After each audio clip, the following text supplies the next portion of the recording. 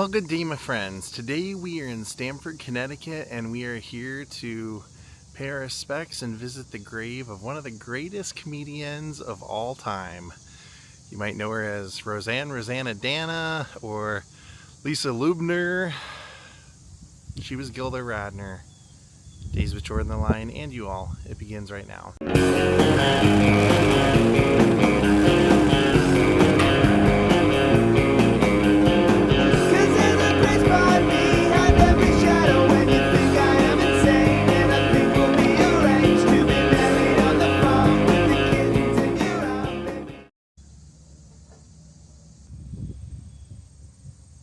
Gilda Radner was born in Detroit and was raised there.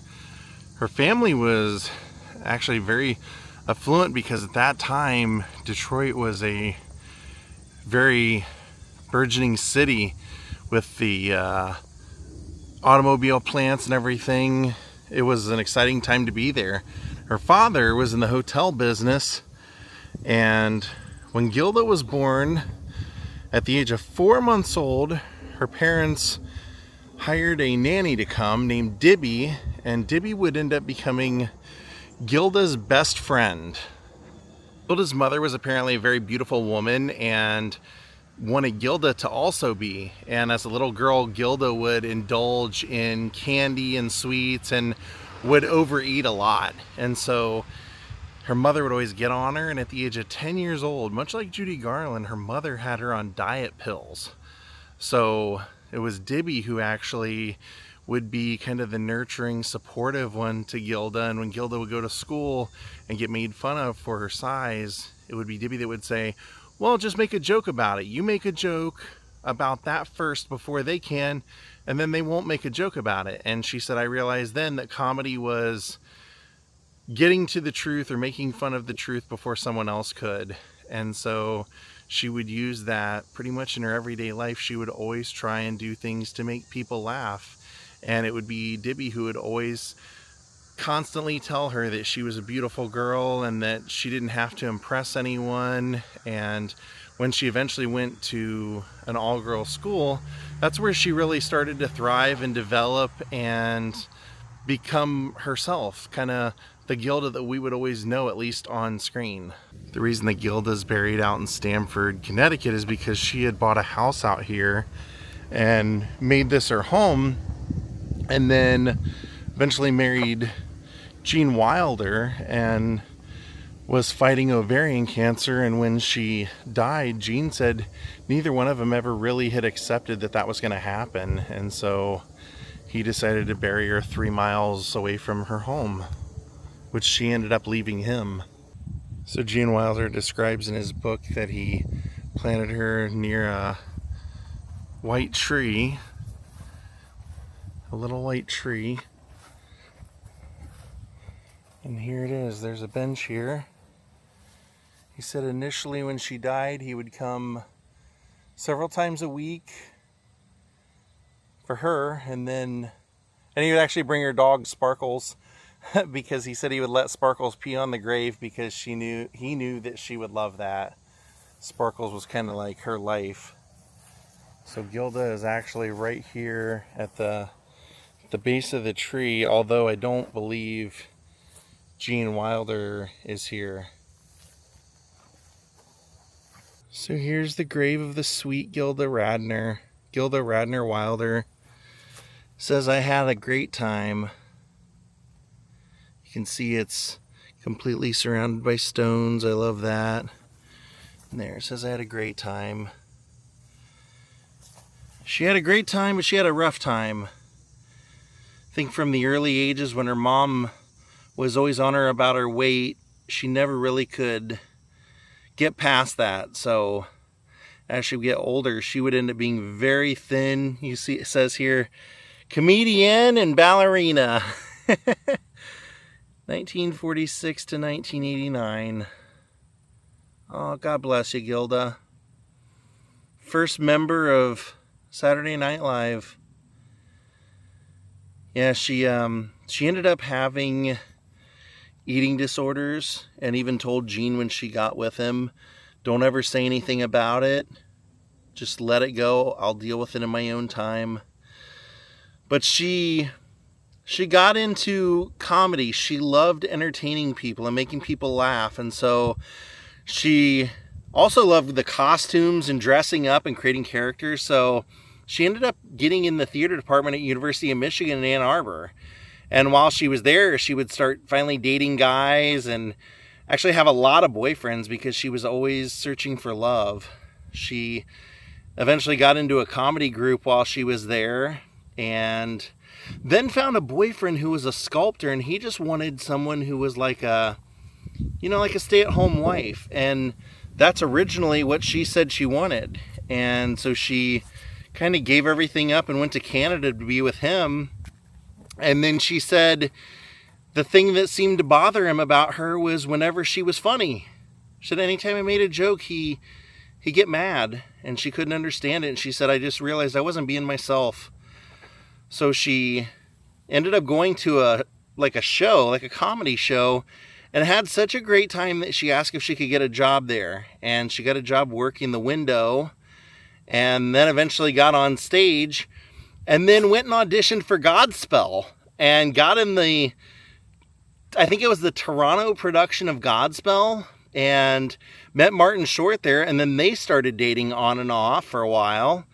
And then John Belushi eventually came up because he was trying to cast the National Lampoon Comedy Hour radio show, and he watched her and then called her and said, hey, do you want to come up and be on this show? We need a girl.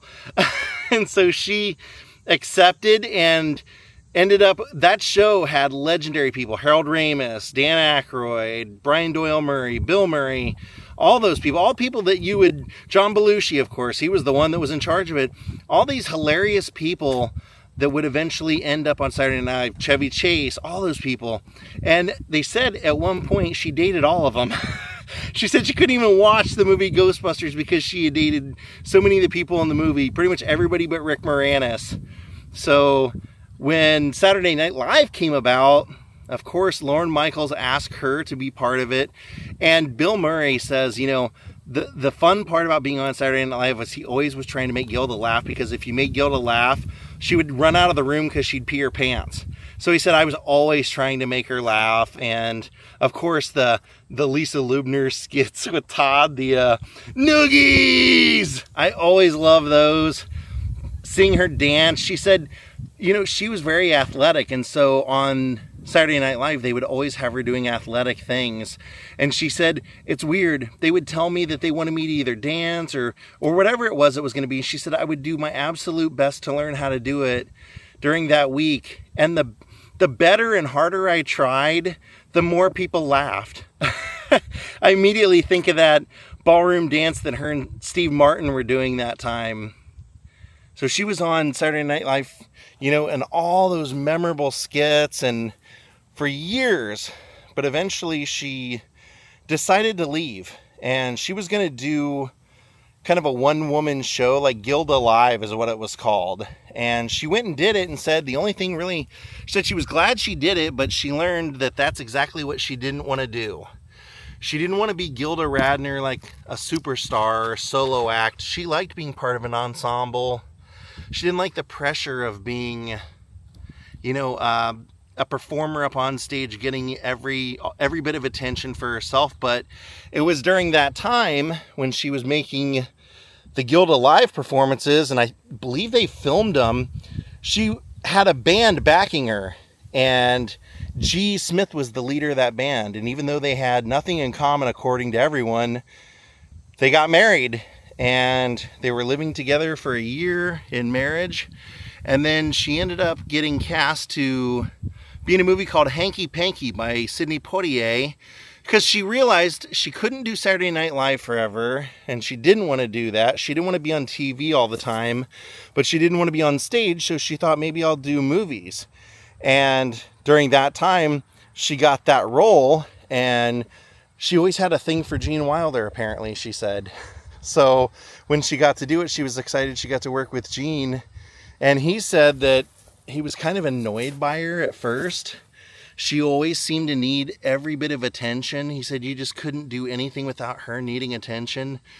So he was turned off by that. And he said she was married anyway, but he said after a couple of weeks, we were getting ready to do some romantic scenes, and I invited her to go out to eat with me and my sister and her husband at the time, and said I thought maybe this would kind of break the ice and everything. And he said we went out and we had a good time and everything, we drank, and then at the end of the night we were gonna say goodbye, and I was gonna walk her back to catch a cab at my where I was staying. And he said they notified me at the front door that the movie had sent over some page changes for the next day, and so he said she wanted to go up and see them in case then any of the changes were for her as well. So he said, so we go up to my room, and she immediately jumps on me on top of the bed. And he said, I said, no, we're not going to do that. I'm not going to commit adultery. You're a married woman.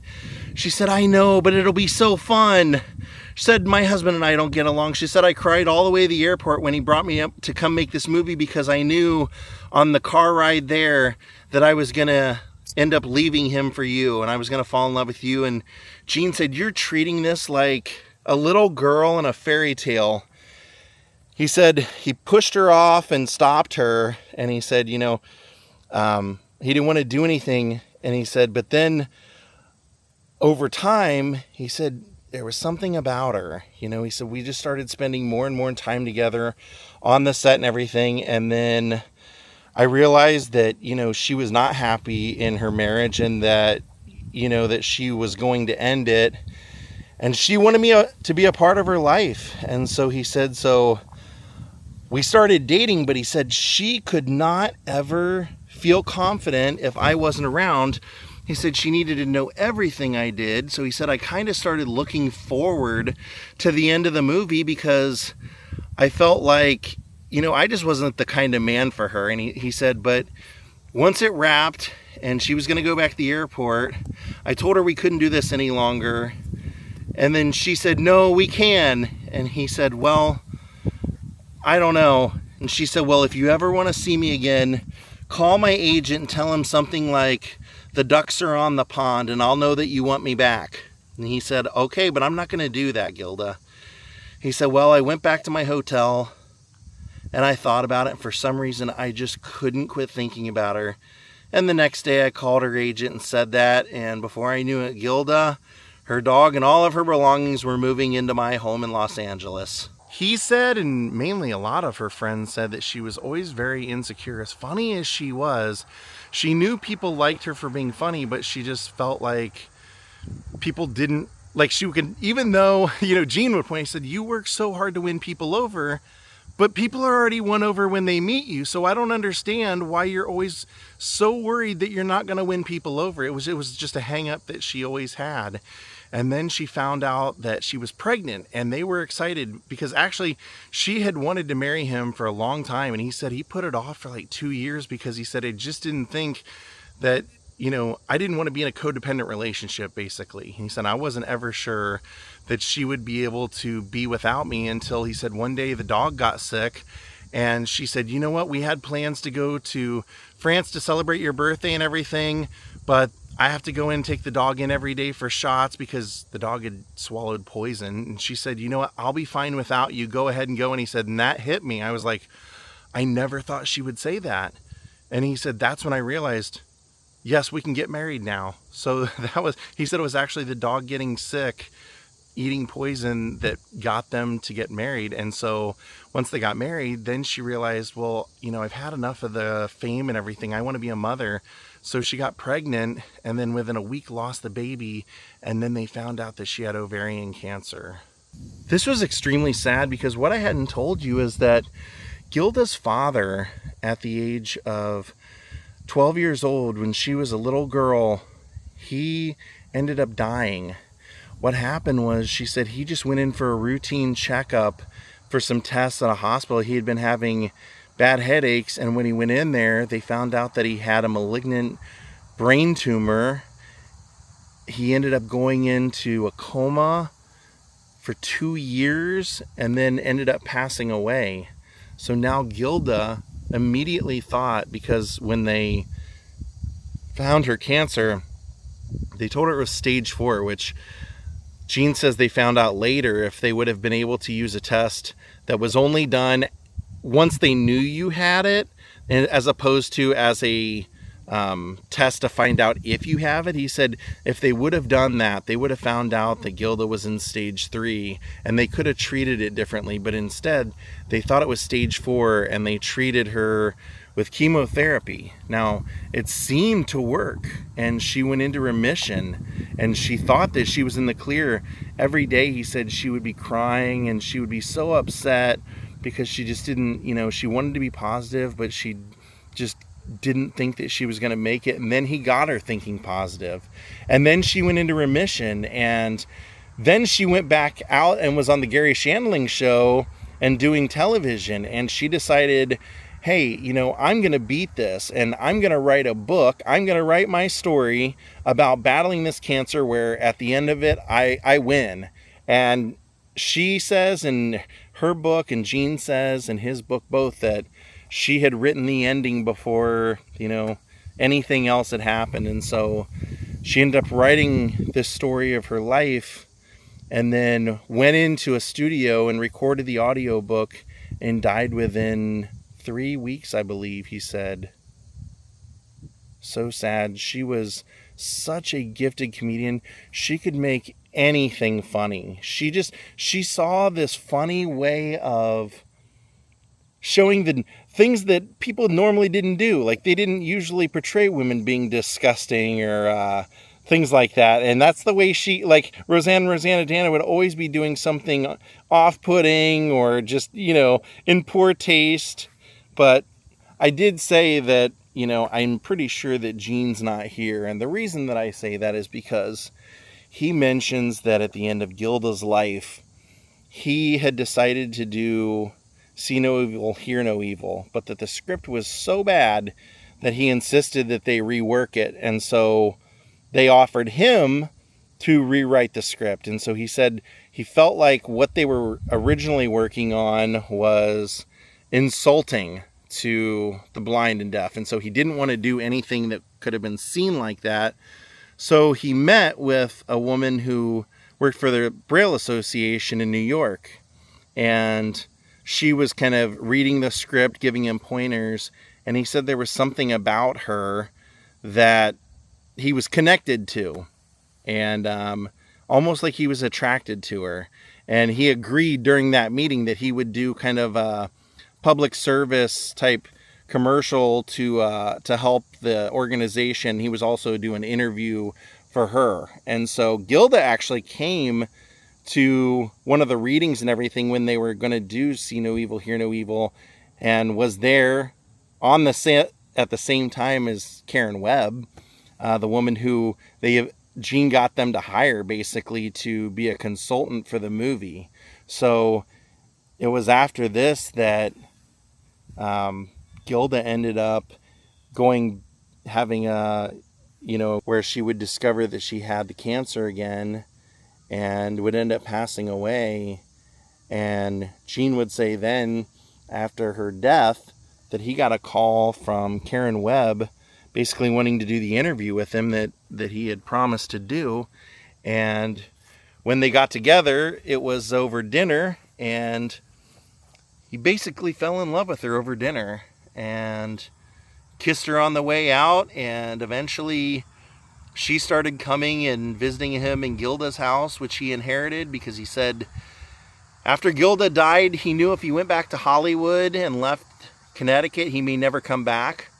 So he made himself stay for a while until he just felt at home. So he ended up having cancer. Karen took care of Gene. They got married, and Gene in his book says that Karen was the love of his life. So it's wonderful that Gilda got the love that she always wanted, that she needed, and got it all the way to the end. It just kind of rocked my world and Katie's world because of us being just such fans of Gene Wilder. We just, as we listened to his book Traveling, I don't know, maybe a year ago, I had read it before, so I knew how it went, but Katie was completely in shock. She said, I can't believe he moved on so fast.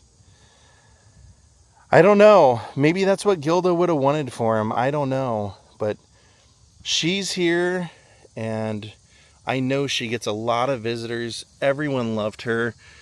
Bill Murray to this day still talks about her. Everyone, whenever they interview anyone about Saturday Night Live or great comedians, everyone talks about how great Gilda was.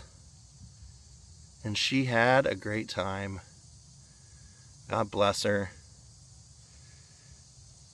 I don't know that we'll be able to see much, but I do want to go by and see her house, the house that she loved and the house that Gene inherited. I believe Gene died in that house. And I think that his wife still owns the house. Actually, if I remember right, he wanted to be scattered in the backyard of the home. So I think that's where he's at, actually. Oh, are you awake today? Are you awake? Hey there, guy. I don't know how much of it you can see from the road, but we'll try.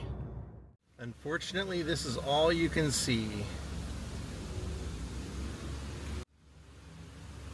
There's a little sign there that says, if you want to walk, walk this way. Well, my friends, I wish I could have shown you more. That's literally all I could see from this street. Thank you all for watching. That's also where Gene and Karen were married.